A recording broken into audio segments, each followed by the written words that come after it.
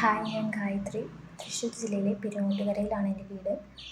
ഞാൻ ബ്രില്യൻറ്റിൻ്റെ Thrissur ക്യാമ്പസിലെ NEET 2024 repeaters ബാച്ചിലായിരുന്നു. എനിക്ക് ഇപ്രാവശ്യത്തെ നീറ്റ് വളരെ കോൺഫിഡൻസോടുകൂടി എഴുതാൻ പറ്റി. നല്ല മാർക്ക് സ്കോർ ചെയ്യുന്ന വിശ്വാസമുണ്ട്. അതിന് ബ്രില്യൻറ്റ് ഒരുപാട് സഹായിച്ചിട്ടുണ്ട്. ഞാൻ ബ്രില്യൻറ്റിലെ ഹോസ്റ്റലിലായിരുന്നു. മേരിക്കോട് ഹോസ്റ്റലിൽ നിന്നാണ് പഠിച്ചത്.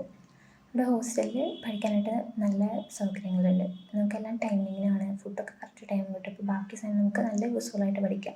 ഇപ്പോൾ നമുക്ക് രാത്രി ഇരുന്ന് പഠിക്കണമെങ്കിൽ രാത്രി പഠിക്കാം, അല്ലെങ്കിൽ പുലർച്ചെ രാവിലെ എണീറ്റ് പഠിക്കുന്നവരെന്ന് വെച്ചാൽ അങ്ങനെ പഠിക്കാം. എങ്ങനെ വേണമെങ്കിലും പഠിക്കാം. നമുക്ക് സ്റ്റഡി ഹാളിൽ ഇരുന്ന് പഠിക്കാം, അല്ലെങ്കിൽ റൂമിൽ തന്നെ ഇരുന്ന് പഠിക്കാം. 2 പേരുണ്ടായിരുന്നുള്ളൂ എൻ്റെ റൂമിൽ. നമുക്ക് പുറത്ത് വന്നിട്ട് പഠിക്കാം. പിന്നെ ടീ ടൈമിലാണെങ്കിൽ നമുക്ക് എൻജോയ് ചെയ്യാനുള്ള ടൈമുണ്ട്.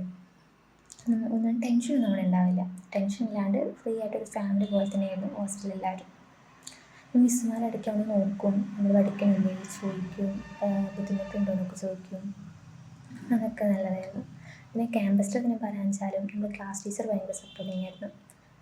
മിസ്സ് ഇവിടെ എക്സാം കഴിയുമ്പോഴൊക്കെ മാർക്കൊക്കെ കുറഞ്ഞു പോയി ചോദിക്കും, എന്താ പറ്റി, പഠിച്ചു കഴിഞ്ഞില്ലേ എന്നൊക്കെ ചോദിക്കും. എന്നെ പേടിക്കേണ്ട കാരണം നമ്മളെ കൂടെ തന്നെ നിൽക്കും. അടുത്ത കോർഡിനേറ്റേഴ്സ് ആരായാലും അത് ഒരു ഫാക്കൽറ്റീസ് പുതിയത് വരുമ്പോൾ ഒന്ന് ചോദിക്കും, എങ്ങനെയുണ്ട് ക്ലാസ്, മനസ്സിലായില്ലേ, വേറെ ആരെങ്കിലും വെക്കണോ ക്ലാസ്സിന്, ഈ സാധനം മതിയോ, അങ്ങനെയൊക്കെ ചോദിച്ച് നമ്മളെപ്പോഴും നല്ല സപ്പോർട്ട്, നമ്മളെപ്പോഴും അതുകൊണ്ട് നമ്മളെ പേടിക്കാനൊന്നും ഉണ്ടായിരുന്നില്ല. നമ്മളിപ്പോഴും കംഫർട്ടായി തന്നെ വെച്ചുകൊണ്ട് പോയായിരുന്നു. പിന്നെ എങ്ങനെയാണെന്ന് വെച്ചാൽ അവിടുത്തെ ക്യാൻറ്റീനുണ്ട്. ക്യാൻറ്റീൻ അത്ര വലിയ ക്യാൻറ്റീനല്ലായിരുന്നു ഞങ്ങളുടെ, എന്നാലും അത്യാവശ്യം സാധനങ്ങളൊക്കെ ഉണ്ട്, നമുക്ക് ബ്രേക്ക് ടൈമിൽ പോയി കഴിക്കാം.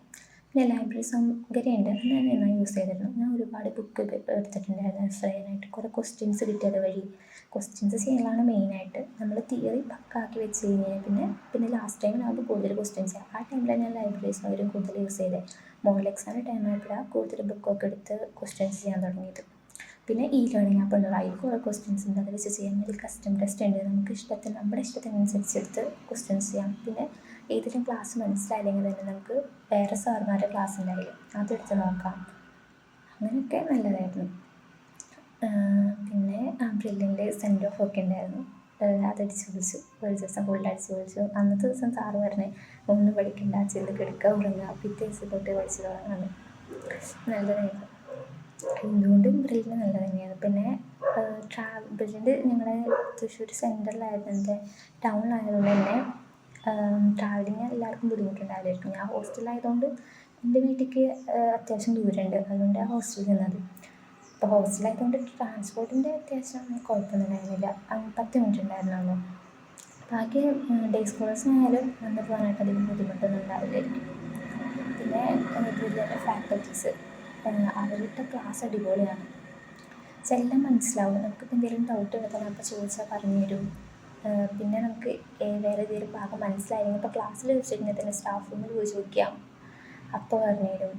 ഇപ്പോൾ വർബുക്കിലോ സ്റ്റഡി മെറ്റീരിയൽ ക്വസ്റ്റ്യൻസ് ഉണ്ടെങ്കിൽ അത് ചോദിക്കാം. അങ്ങനെ എന്തുകൊണ്ടും അടിപൊളിയായിരുന്നു ബ്രില്യൻ്റ് ലൈഫ്. ഇപ്പോൾ എല്ലാവരും കൂടെ നിന്ന് സപ്പോർട്ട് ചെയ്യുന്നത് മാത്രമേ എനിക്ക് ഇത്ര കോൺഫിഡൻറ്റ് കൂടി എഴുതാൻ പറ്റിയത്.